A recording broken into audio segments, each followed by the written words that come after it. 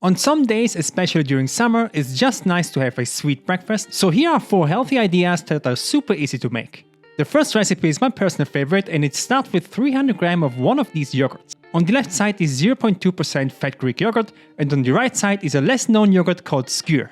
They both have a thick and creamy consistency, they taste pretty similar, and the macros are not only pretty much the same, but also incredibly good. 100 grams of Skyr or Greek yogurt has around 60 calories with 10 grams of protein, and thus is almost protein powder territory in terms of protein to calorie ratio. So no matter which one you choose, you will have enough protein in your meal.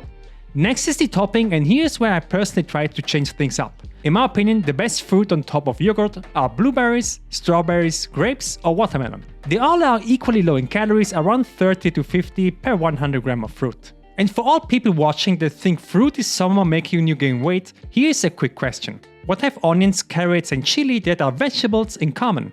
They have the same if not more sugar content than strawberries.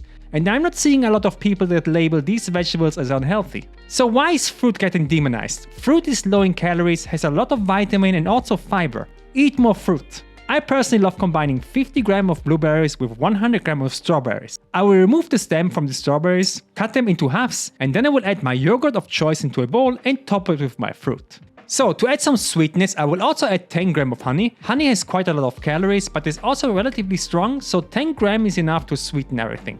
The last thing for a proper balanced breakfast is fat, and I like to add 15 grams of walnuts. I just break them up with my fingers and add them on top of the yogurt.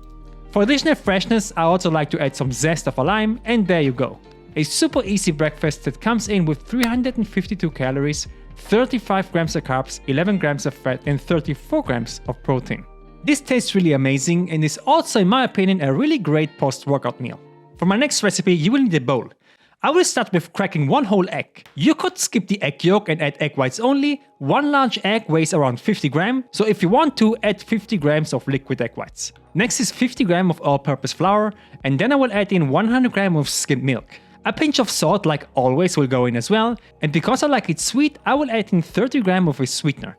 I'm currently using erythritol that is not as strong as sugar. If you use another sweetener like stevia, you might need to reduce the amount to 10 grams. So, take yourself a whisk and now I will mix this for around 30 seconds or so until this has become a yellow liquid batter, also known as crepe. Before we go to the stove, don't forget a ladle, you will need one. Now, I will preheat a 24 cm or 9.5 inch pan to medium heat. On the right I will prepare my batter and on the left a plate.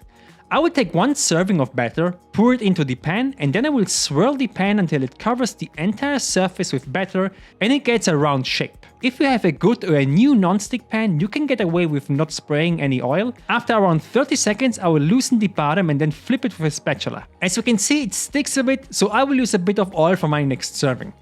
So I will cook this for around 1.5 to 2 minutes each side and flipping occasionally until they become golden brownish.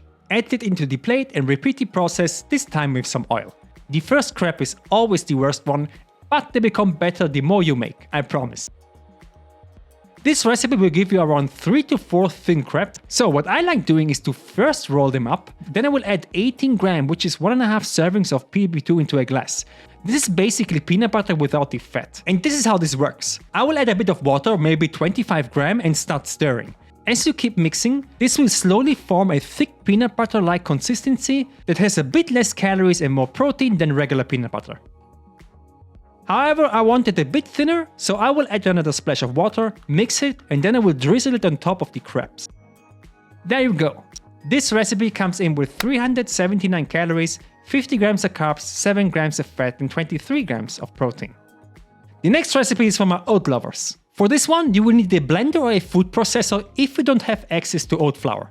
I will start with adding 50 grams of oats into my mixer and give this a 10-second blend until it turned into flour. If you have already oat flour, you can totally make this recipe in a bowl with a whisk. Now I will start with adding 1/4 teaspoon or about 1 gram of baking powder.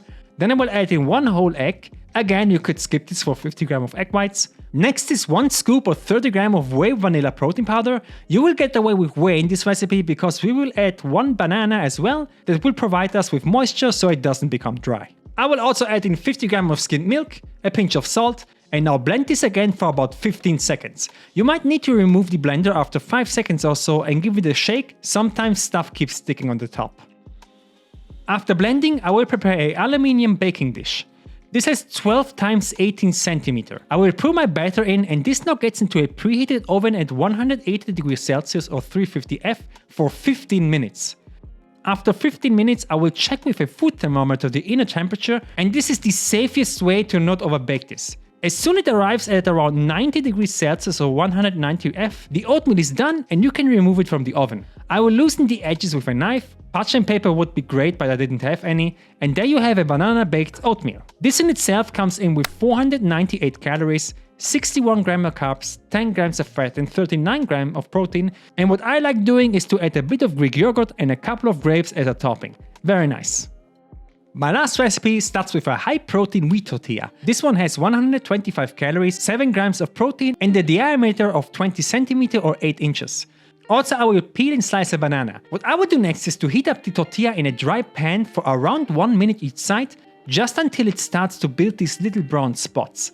This will add some interesting flavor, and it's also when I remove the tortilla. Now place a scale beside your plate and add a jar of peanut butter. I will take out 10 grams of peanut butter with a knife and spread it in the middle of the tortilla. I will do the same with 100 grams of Greek yogurt, spread it on top of the peanut butter, and then I will top it with my sliced banana. Now roll this into a cigar shape, and there you go. A filled sweet tortilla that comes in with 348 calories, 48 grams of carbs, 9 grams of fat and 20 grams of protein. I hope you enjoyed these recipes. If you want to support the channel, check out my Patreon link in the description. Click on this video if you want to see some savory breakfast ideas, and see you there.